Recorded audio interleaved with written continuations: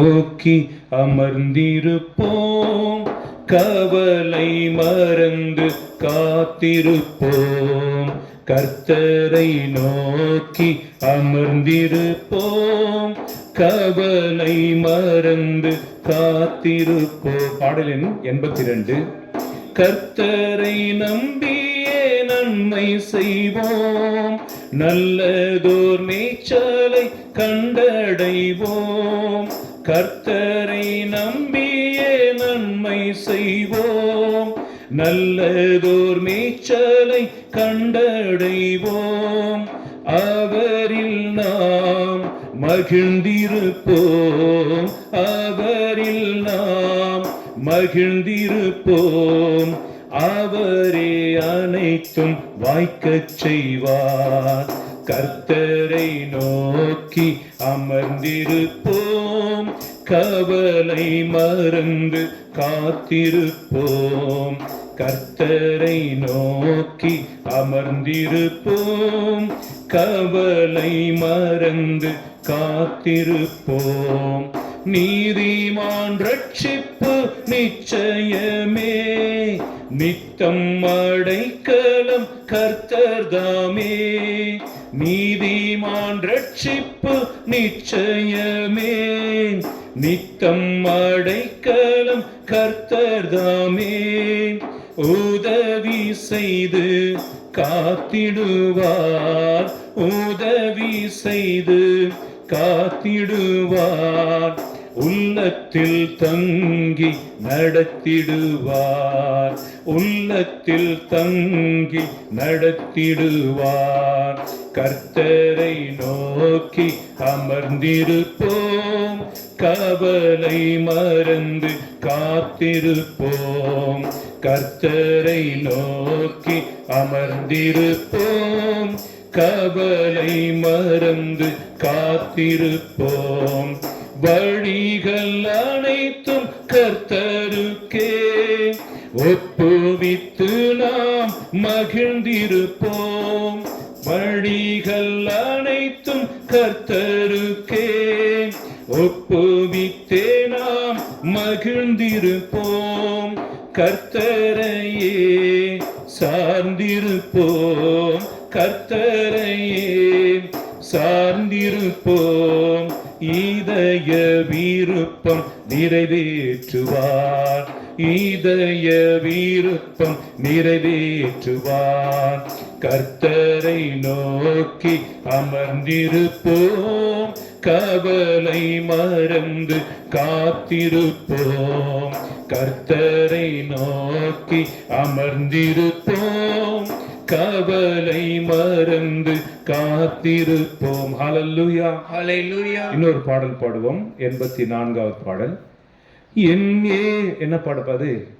என்னே சுராஜா ஸ்தோத்திரம், என்னே சுராஜா ஸ்தோத்திரம். ஸ்தோத்திரமே ஸ்தோத்திரமே உயிருள்ள நாளெல்லாமே. ஸ்தோத்திரமே ஸ்தோத்திரமே உயிருள்ள நாளெல்லாமே. என்னே சுராஜா ஸ்தோத்திரம், என்னே சுராஜா ஸ்தோத்திரம். ஸ்தோத்திரமே ஸ்தோத்திரமே உயிருள்ள நாளெல்லாமே. ஸ்தோத்திரமே ஸ்தோத்திரமே உயிருள்ள நாளெல்லாமே. இரக்கம் உள்ளவரே, மனதுருக்கம் உடையவரே. இரக்கம் உள்ளவரே, மனதுருக்கம் உடையவரே. நீடிய சாந்தம் பொறுமை அன்பு நிறைந்து வாழ்பவரே. நீடிய சாந்தம் பொறுமையும் அன்பு நிறைந்து வாழ்பவரே. என்னேசு ராஜா ஸ்தோத்திரம் என்னேசு ராஜா ஸ்தோத்திரம் ஸ்தோத்திரமே ஸ்தோத்திரமே உயிருள்ள நாளெல்லாமே ஸ்தோத்திரமே ஸ்தோத்திரமே உயிருள்ள நாளெல்லாமே துதிகன மகிமையெல்லாம் உமக்கே செலுத்துகிறோம் துதிகன மகிமையெல்லாம் உமக்கே செலுத்துகிறோம் மகிழுடன் ஸ்தோத்திர பலிகளை செலுத்தி ஆராதனை செய்கிறோம் மகிழுடன் ஸ்தோத்திர பலிகளை செலுத்தி ஆராதனை செய்கிறோம் என்னேசு ராஜா ஸ்தோத்திரம் என்னேசு ராஜா ஸ்தோத்திரம் ஸ்தோத்திரமே ஸ்தோத்திரமே உயிருள்ள நாளெல்லாமே ஸ்தோத்திரமே ஸ்தோத்திரமே உயிருள்ள நாளெல்லாமே கூப்பிடும் யாவருக்கும் அருகில் இருப்பவரே கூப்பிடும் யாவருக்கும் அருகில் இருப்பவரே உம்மைய கூப்பிடும் குரல்களை கேட்டு விடுதலை தருபவரே உம்மைய கூப்பிடும் குரல்களை கேட்டு விடுதலை தருபவரே என்னேசு ராஜா ஸ்தோத்திரம் என்னேசு ராஜா ஸ்தோத்திரம் ஸ்தோத்திரமே ஸ்தோத்திரமே உயிருள்ள நாளெல்லாமே ஸ்தோத்திரமே ஸ்தோத்திரமே உயிருள்ள நாளெல்லாமே உயிருள்ள நாளெல்லாமே உயிருள்ள நாளெல்லாமே. Praise the Lord. Praise the Lord. Hallelujah. Hallelujah. கிறிஸ்து இயேசுவில் பிரியமானவர்களே, உலகத்தில் ஒரு காரியத்தை, கடவுளுடைய காரியத்தை பிசாசு அழிக்க நினைக்கும் போது கடவுள் புதிய ஒரு அபிஷேகத்தினால் இந்த உலகத்தை நிரப்புவார். Praise the Lord. Praise the Lord. இதைத்தான் பைபிளில் பாவம் பெருகிற இடத்தில் கிருபை பெருகும் என்று எழுதப்பட்டிருக்கிறது. Praise the Lord. Praise the Lord. பாவம் பெருகிற இடத்தில் கிருபை. எந்த இடத்தில் பிசாசு மிகுந்த வல்லமையோடு செயலாற்ற நினைக்கிறானோ திடீரென்று கடவுளுடைய வல்லமை அந்த இடத்தை முழுதும் ஆக்கிரமிப்பு செய்து கொள்ளும். எந்த ஒரு குடும்பத்தை பிசாசு முற்றிலும் அழிக்க நினைக்கிறானோ திடீரென்று கடவுளுடைய வல்லமை இடைப்பட்டு அந்த குடும்பம் முழுவதையும் தன் கட்டுக்குள் கொண்டு வந்துடுவார். ஹல்லேலூயா. ஹல்லேலூயா. அதே போல ஒரு மனிதன் மிகுந்த துயரத்திற்கு பாவத்திற்கோ ஏதோ ஒன்றில் கட்டப்பட்டு அவன் மரணிக்க போகிறான் என்கிற பொழுது ஆண்டவர் திடீரென்று மீட்டு விடுவார். இதற்கு உதாரணம் பவுல், புனித பவுல். பைபிள் இருக்கிறவங்க எடுத்துக்கொள்வோம். அப்போஸ்தலர் பணி 9ஆம் அதிகாரத்தில் அவருடைய மரணம், அதாவது மனமாற்றத்தை பற்றி சொல்லப்படுகிறது. பவுலுடைய மனமாற்றம் அப்படின்னாலே அப்போஸ்தலர் பணி 9ஆம் அதிகாரத்தில் நீங்கள் எடுக்கலாம். ஆனால் விஷயம் என்னவென்றால், பவுல் எங்க போதிச்சாலும் தன்னுடைய கடந்த கால வாழ்க்கை அவங்களுக்கு சொல்லுவார். பாவியிலும் நான் பெரும் பாவி. சென்னையில் ஃபாதர் இக்னேசியஸ் இயேசு சபையை சார்ந்தவர் இருக்கிறார். நாங்கள் வாலிபனாக இருந்த பொழுது அவருடைய ஜெப கூட்டத்திற்கெல்லாம் ஓடும். அந்த காலத்தில் ஆண்டவருடைய வார்த்தை எடுத்து சொல்லி ஆவியில் நடத்துகிற குருக்கள் சொற்ப பேர், வெகு சொற்ப பேர். இந்த சைடில் ஃபாதர் பெர்க்மன்ஸ், அந்த சைடில் ஃபாதர் இக்னேசியஸ், அப்புறம் இன்னொரு ஃபாதர் எனக்கு ஞாபகம் இல்லை. ஆகவே அவருடைய கூட்டம் எங்கு இருந்தாலும் ஓடி போவோம். Praise the Lord. Hallelujah. Hallelujah. அப்பொழுது அவர் ஒரு பாடல் எழுதினார். அது எனக்கு ரொம்ப பொருத்தமாக இருந்தது. எப்படின்னா, பாவியிலும் நான் பெரும் பாவி, இயேசுவே என்னை மன்னியும், இந்த வேளையில் என்னை மன்னியும். அந்த பாடல் அவர் பாடும்போது அந்த பாட்டு எனக்காகவே எழுதின மாதிரி இருந்துச்சு. Price the Lord. Praise the Lord. இதுதான் ஆவியானவர் செயல்படுகிற விதம். ஒரு பாடலையோ ஒரு ஜெபத்தையோ ஒரு பிரசங்கத்தையோ கேட்கிற பொழுது, இதான் கரெக்டாக எங்கள் அண்ணனுக்கு ஏற்ற மாதிரி சொன்னாங்க பார், எங்கள் அண்ணிக்கு ஏற்ற மாதிரி சொன்னாங்க பார், என் மாமியாருக்கு ஏற்ற மாதிரி சொன்னாங்க, என் பெரியப்பாவுக்கு ஏற்ற மாதிரி சொன்னாங்க, இந்த வசனம் அவங்களுக்கு கரெக்டாக இருக்கும்னு நினைக்கும் போதே அசுத்தாவி நமக்குள்ள வேலை செய்ய ஆரம்பிச்சிடும். இது எனக்காக அப்படின்னு நீங்கள் நினைச்சிங்கன்னா உங்களில் உருமாற்றங்கள் வந்துவிடும். Price the Lord. Praise the அந்த Lord. பாடலை சிறிது பாடி நாம் ஜெபிப்போம். பாவியிலும் நான் பெரும் பாவி, இயேசுவே என்னை மன்னியும், இந்த வேளையில் என்னை மன்னியும். பாவியிலும் நான் பெரும் பாவி, இயேசுவே என்னை மன்னியும், இந்த வேளையில் என்னை மன்னியும்.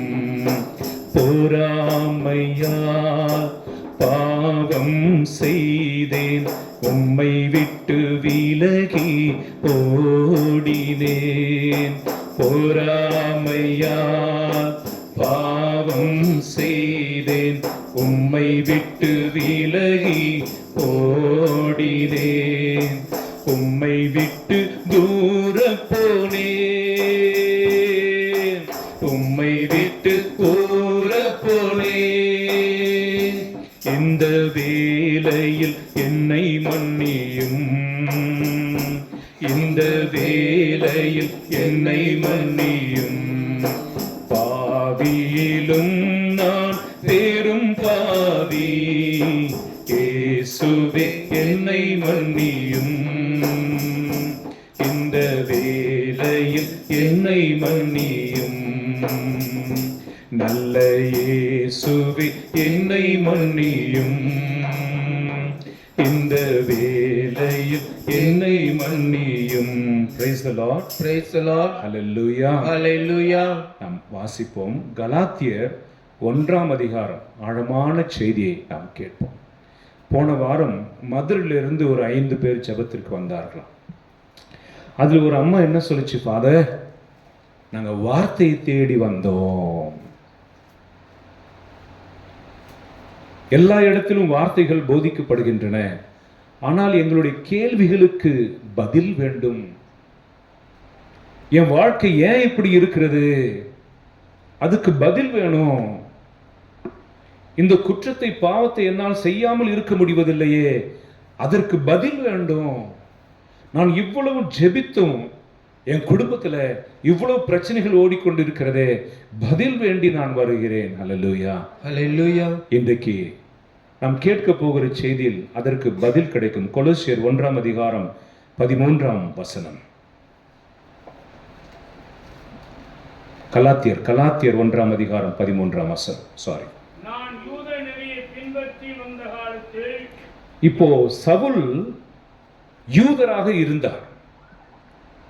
அந்த யூத மதத்தில் என்னென்னலாம் சொல்லப்பட்டதோ அதை கடைபிடித்தார். இன்றைக்கு நாம் நம்முடைய இந்து சகோதரர்களையோ அல்லது மற்ற மதத்தினரை பார்த்து அவங்க ரொம்ப ரஃப் அப்படின்னு சொல்லுவோம். அப்படி இல்லை. அவர்கள் எந்த மதத்தில் பிறந்தார்களோ, எந்த சட்டம் அவர்களுக்கு போதிக்கப்பட்டதோ அதன்படி அவர்கள் இருக்கிறார்கள். அல்லேலூயா. Hallelujah. அல்லேலூயா. Hallelujah. புரிகிறது அல்லவா? அவங்களுக்கு போதிக்கப்பட்டபடி அவர்கள் வாழ்கிறார்கள். இயேசு கிறிஸ்து சிலுவையில் தொங்கிக் கொண்டு சொன்னது இவர்கள் அறியாமல் செய்கிறார்கள். The ignorance of the gospel. நற்செய்தியை பற்றிய புரிதல் இல்லாதது. ஆகவே ஆண்டவர் சொல்லுகிறார், அனுப்பப்படாமல் நற்செய்தி எப்படி போதிக்கப்படும்? போதிக்கப்படாமல் மக்கள் எப்படி அறிந்து கொள்வார்கள்? அறிந்து கொள்ளாமல் எப்படி விசுவசிப்பார்கள்? எப்படி இயேசுவை ஏற்றுக்கொள்வார்கள்? எப்படி ரட்சனை பெற்றுக்கொள்வார்கள்? இது பெரிய ப்ராசஸ். ஆகவே முதலாவது ஆண்டவர் பரலோகத்துக்கு ஏறி செல்லும் பொழுது சீடர்களுக்கு சொன்ன வார்த்தை, உலகத்திற்கெல்லாம் போய் நற்செய்தியை அறிவியுங்கள். மார்க் 16:16 வசனம். போய் அறிவியுங்கள்.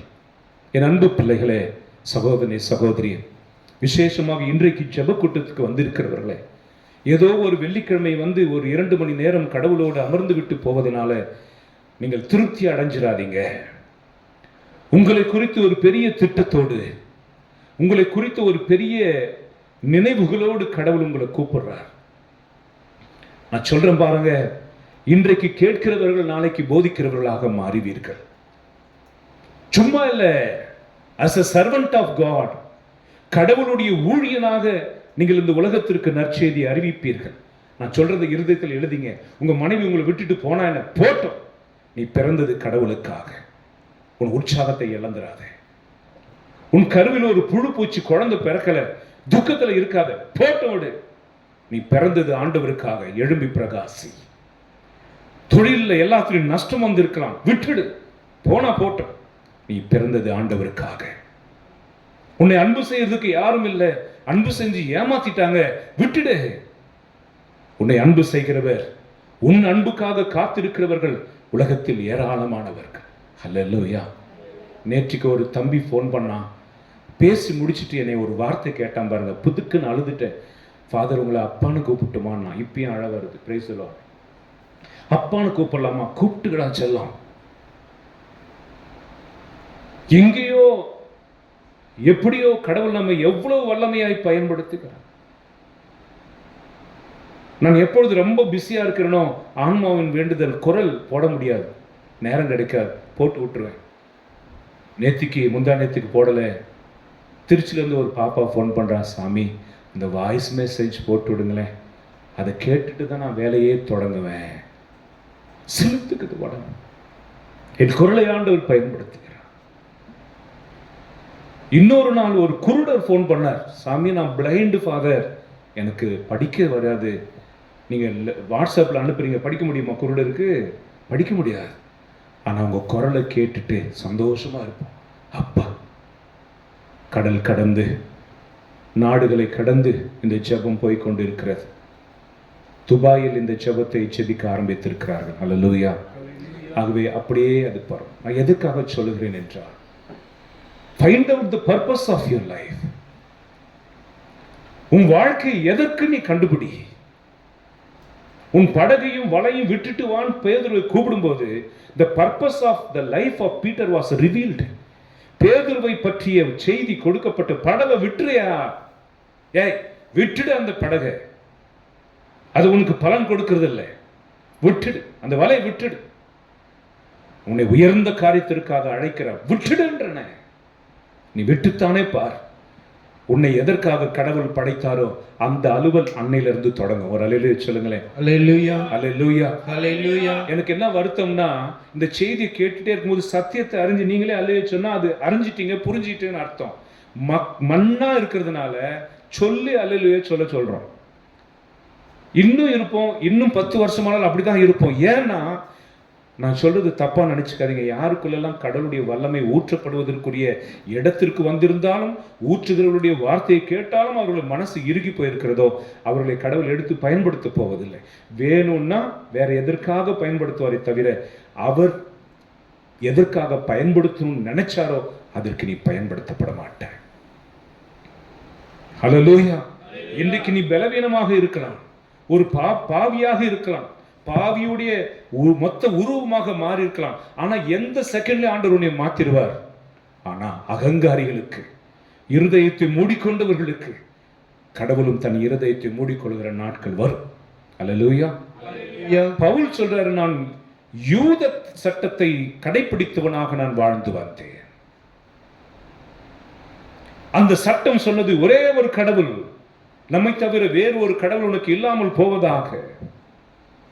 விடுதலை பயணம் 20ஆம் அதிகாரத்தில், இணைச்சட்டம் 28ஆம் அதிகாரத்தில் 10 கட்டளை கொடுத்த கடவுள் முதல் கட்டளையாக நாமே கடவுள், நம்மை தவிர வேறு ஒரு கடவுள் உனக்கு இல்லாமல் போவதாக என்று சொன்ன பொழுது சவுலுக்கு அது சரியாய்ப்பட்டது.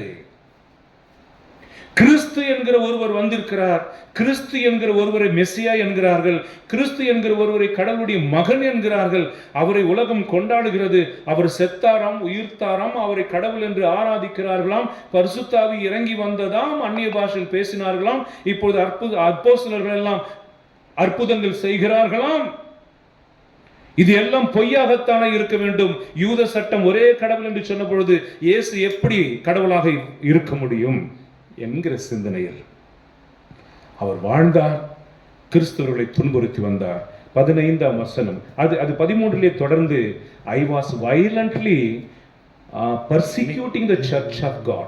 தேவனுடைய திருச்சபையை மிக கொடூரமாக துன்புறுத்தினேன். இப்போ உங்களை துன்புறுத்துறவங்க வேணும்னு துன்புறுத்துறாங்களா? உங்க கூட இருந்து குடி பழிக்கிறவங்க வேணும்னு நினைக்கிறாங்களா? உண்மையிலுமே அவங்களுக்கு சட்டம் தெரியாதுங்க. பரிசுத்த ஆவி அவங்க கிட்ட பேசல. பரிசுத்த ஆவி அவங்க பேசினா அவங்க அப்படி சொல்ல மாட்டாங்க, அப்படி செய்ய மாட்டாங்க. சவுலுக்கு சட்டம் தெரிஞ்சது, புதிய சட்டமாகி இயேசு தெரியல. அவர் நினைச்சாரு இவங்கெல்லாம் இருந்தா உலகம் கெட்டு போயிடும் அப்படின்னு கிறிஸ்தவர்களை மிக கொடூரமாக நான் துன்புறுத்தினேன். அது மட்டுமல்ல, I was more jealous of tradition of my ancestor. என் மூதாதையர்களுடைய பாரம்பரியத்தை கவனிக்கிறீர்களா? இன்னைக்கு நம்ம சிலதை ஏன் விடமாட்டுக்கிறோம்? நான் சில வீடியோக்கள் நம்ம திருச்சபையில் அப்படி பார்க்கும்போது மனசெல்லாம் கொதிக்குது. ஐயா வேண்டாண்டவர், இந்த இடத்துக்கு போக வேண்டாம், இந்த சர்ச்சுக்கு கூப்பிட்டா கூட போக வேண்டாம், எவ்வளோ காசு கொடுத்தாலும் கூட போக வேண்டாம், எவ்வளோ மக்கள் இருந்தாலும் போக வேண்டாம். ஏன்னா அந்த மக்களுக்கு தேவைப்படுவது அவர்களுக்கு ஏற்றமான வார்த்தை, அவர்களுக்கு ஏற்றமான போதனைகள், அதுதான் அவங்களுக்கு தேவைப்படுகிறது. வேண்டாம், நான் வர மாட்டேன். என்னை கடவுள் அதற்காக அபிஷேகிக்கல. உங்க உறவு இல்லாமல் போனாலும் பரவாயில்லை, நீங்கள் கொடுக்கிற காணிக்கைகள் இல்லாமல் போனாலும் பரவாயில்லை. 3 நாட்களுக்கு முன்பாக இங்கிருந்து சங்கர் நகர் தாண்டி புளியங்குடியை தாண்டி வெள்ள கவுண்டம்பட்டிக்கு போனேன். பைக்கில் போனேன். எத்தனை தூரம்! அங்கு போய் நான் அறுத்து சேகரித்த பொழுது சோர்வே இல்லை, அவ்வளவு சந்தோஷம். ஆவியானவர் முதல் தொடக்கத்திலிருந்தே அங்கே அசைவாடினா. அங்கே மியூசிக் இல்லை, எதுவும் கிடையாது. ஆனால் வெளியில் உட்காந்துருந்தாங்க. இன்னைக்கு எல்லாம் இருக்கு, எல்லாம் இருக்கு. ஆண்டோடைய பிரசனம் இல்லாததற்கு காரணம் அவர் வந்து தங்குகிற இடமாக நாம் மாறவில்லை. நான் வந்து இங்கு குடியிருப்பேன்னு சொல்லி நம்ம உள்ளத்துக்குள்ள ஆண்டவர் வரக்கூடிய அளவுக்கு வரல. நம்ம உள்ளத்தை திறந்து பாருங்க. யாருப்பா என் பொண்டாட்டி உட்காந்துருப்பா, என்னை விட்டுட்டு போயிட்டாள், என்னை விட்டுட்டு போயிட்டாள், என் காதல் என்னை விட்டுட்டு போயிட்டாள், எனக்கு குழந்தை இல்லை, எனக்கு நஷ்டமாயிடுச்சு. உன் பலிப்பிடத்தில் எதை வைக்கிறாயோ அதுதான் உன் கடவுள். உன் பலிப்பிடத்தை இன்றைக்கு சுத்தம் செய்து கிறிஸ்துவை வை. Praise the Lord. Praise the Lord. நீ யாரை 24 மணி நேரத்தில் எதை பற்றி அதிகமாய் சிந்திக்கிறாயோ அதுதான் உன் கடவுள். விக்கிரக ஆராதனை என்று ஆண்டவர் சொன்னது, இந்த பலிப்பிடத்தில் கடவுளுக்கு கொடுக்க வேண்டிய முதல் ஸ்தானத்தை நீ யாருக்கு, எவளுக்கு, எதுக்கு கொடுத்திருக்கிறாயோ அது உன் கடவுளாக மாறி போகிறது. அது உனக்கு விக்கிரகமாய் மாறி போகிறது. ஆகவே தான் அழிவு வருகிறது. தூக்கி போடுங்க. என்னை விட தன் தாயோ, தந்தையோ, சகோதரனோ, சகோதரியோ, ஏன் தன் உயிரையோ அதிகமாக நேசிக்கிறவன் சீடன் என்று சொல்லப்பட தகுதியற்றவன். If you want to be my disciple, carry the cross and follow me. தன் சிலுவையை சுமந்து கொண்டு என்னை பின் செல்லட்டும், தன்னை மறுத்து என்னை பின் செல்லட்டும். அப்படின்னா என்ன அர்த்தம்? இந்த விஷயம் தான் என்னை வருத்துது, நான் அதை விட்டுறேன். இந்த ஒரு நினைவு தான் என்னை டார்ச்சர் பண்ணுது, அதை நான் விட்டுறேன். இந்த ஒரு பழக்கம் தான் என்னை டார்ச்சர் பண்ணுது, அதை நான் விட்டுறேன். இந்த ஒரு பெண், இந்த ஒரு ஆணனுடைய நினைவு தான் என்னை அதிகமாக துன்புறுத்த, நான் விட்டுறேன். இந்த ஒரு காட்சியை பார்ப்பது தான் அடிமைப்பட்டு கிடக்கிறேன், நான் விட்டுறேன். விடுங்கள், துணிந்து விடுங்கள். எப்போ விட முடியும்? யோவான் சுவிசேஷம் 4ஆம் அதிகாரத்தில் சமாரிய பெண் 12 மணிக்கு இது மாதிரி தான் நினைக்கிறேன், இது மாதிரி நேரத்துக்கு தான் சமாரிய பெண் வாரா. அல்லேலூயா. வெயில் உச்சி, அங்க இயேசு உட்கார்ந்து இருக்காருங்க, வேலை இல்லாம. அந்த பொண்ணு குடத்தை தூக்கிட்டு வரும்போது பேச்சு கொடுத்து, நான் ஒரு தண்ணி வச்சிருக்கேன், உனக்கு வேணுமான்னு கேட்கிறார். அந்த தண்ணியை குடிச்சா உனக்கு தாகம் இருக்காது. கவனிக்கிறீங்களா? எழுதி வச்சுக்கிறீங்களா? அந்த தண்ணியை குடிச்சிட்டீங்கன்னா யாரும் இதயத்தில் தூக்கி வச்சிட்டு இருக்கிறியோ, எந்த ஒரு காரியம் உனக்கு இதயத்தில் பாரமா இருக்கிறதோ அது இல்லாம இருக்க முடியாது. அது இல்லாததுனால தான் நான் துக்கமா இருக்கு. எனக்கு குழந்தையே இல்லை, எனக்கு மனைவி இல்லை, எனக்கு அதுல சொத்து இல்லை, எனக்கு படிப்பு இல்லை. அந்த எதுவுமே உங்களை வறண்டு போக செய்யாது. என்னை நேசிக்கிறவர்கள் யாரும் இல்லை. நேசத்தை நீ எதிர்பார்க்க மாட்டாய். ஹல்லேலூயா. ஹalleluya. எந்த ஒரு மரமாவது பழத்தை தனக்குத்தானே வைத்துக் கொள்ள வேண்டும் என்று விரும்பியது கிடையாது. எந்த ஒரு மெழுகுவத்தியும் தனக்காக வெளிச்சத்தை அதை ஏற்றுக்கொள்வதில்லை. கிறிஸ்துவுடைய பிள்ளைகள் அப்படி இருக்க வேண்டும். ஹல்லேலூயா. ஹalleluya. புரிகிறதா? ஹல்லேலூயா. ஹalleluya. சவுல் சொல்றார், நான் அப்படி இருந்தப்பா ஒரு காலத்துல. என் இருதயத்தை யூதனுடைய சட்டம் நிரப்பி இருந்தது. 15ஆம் வசனத்தை வாசிப்போமா? ஆனால் கடவுள் என்னை தாயின் வயிற்றில் இருந்த பொழுது என்னை தமக்கென ஒதுக்கி வைத்து அதை குறிச்சு வச்சுங்க. God set apart me. நீ எங்க ஒண்ணா வேலை செய், எந்த இடத்துல இரு, இந்தியாவுடைய பார்டர்ல இரு, எங்க இருந்தாலும் சரி, உன்னை தாயின் கருவிலேயே கடவுள் ஒரு முக்கியமான காரியத்திற்காக பிரித்து வைத்திருக்கிறார், ஒதுக்கி வைத்திருக்கிறார். கவனிக்கிறீர்களா? ஒதுக்கினா என்ன அர்த்தம்? புரியுதாமா? நீங்க எல்லாத்தையும் சிரிக்கிறத பார்த்தா புரியாம சிரிக்கிற மாதிரி தெரியுது. ஒதுக்கி வச்சிருக்கிறாராம். ஊரே நம்மளை ஒதுக்கி வைக்கும். அப்படின்னா என்ன அர்த்தம்? ஊர் வழியா நம்மளை ஆண்டவர் ஒதுக்கி வச்சிருக்கிறாருன்னு அர்த்தம்.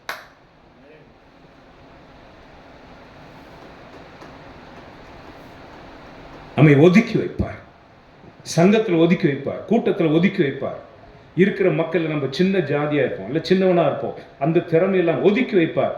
எதுவுமே பயனற்ற கல் என்று சொல்லப்பட்டதை மூலக்கல்லா மாத்தி ஆண்டவர் பயன்படுத்த போறார். ஆமென். ஆமென். ஹல்லேலூயா. ஹalleluya. ஹல்லேலூயா. ஹalleluya. நீ எது ரொம்ப டேலண்டா இருக்கு, யார் ரொம்ப திறமையா இருக்கிறாங்க, மண்ணா போவாங்க. ஒன்றும் இல்லை என்ற உன்னை ஆண்டவர் எடுத்து பயன்படுத்த காத்திருக்கிறார். காரணம், தாயின் கருவிலேயே அவர் உன்னை தனக்காக ஒதுக்கி வைத்திருக்கிறார். ஹல்லேலூயா. ஹalleluya. இதற்கு பெயர்தான் கிரேஸ், கிருபை. Price the Lord. Praise the Lord. கிருபை என்ன தெரியுமா? அந்த அக்காவை பார்த்தாலே சிரிக்கும்.